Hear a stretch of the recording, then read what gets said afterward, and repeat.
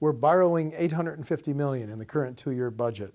The governor has said he does not support raising the gas tax or what you and I pay to register our vehicles. How do we pay for the state's transportation future? I disagree with the governor. I think we need to look at proposals on how to fix it. Right now, the DOT is having an audit done. If they find $850 million worth of waste in there, we are doing something way wrong and something needs to change quickly. But I don't think that we're going to come anywhere close to that.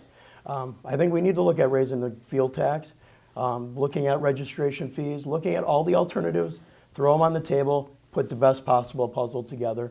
And the governor has said that he would be willing to look at it if there are offsets in the budget. So we need to look at possibly having some offsets in there so we can get some additional funding. The gas tax hits everybody. It hits the tourists as well as the residents.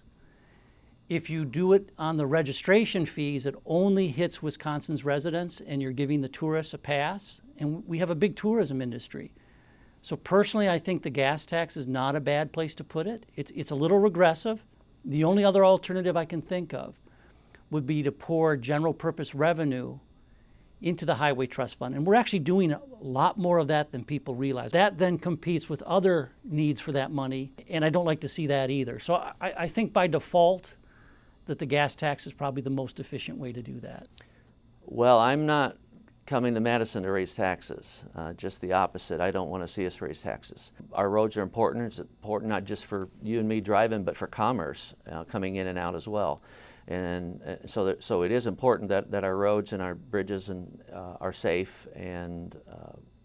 But if there's some other way to do it rather than raise taxes, if we can find other things in the budget if we have to cut back on and swap and move that into transportation, then I'd rather do that than to try to raise taxes on people. I think the gas tax is where you got to look, along with the introduction of more fuel-efficient cars, so people aren't having to buy as much gas. It's not hard to predict that you're going to have a budget shortfall under those conditions.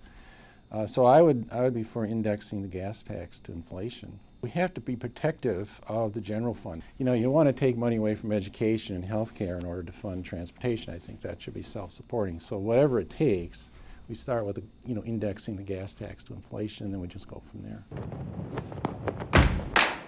Sponsors for Wisconsinized candidate interviews: Wisconsin Hospital Association, Wisconsin Counties Association, League of Wisconsin Municipalities, 5 Nines,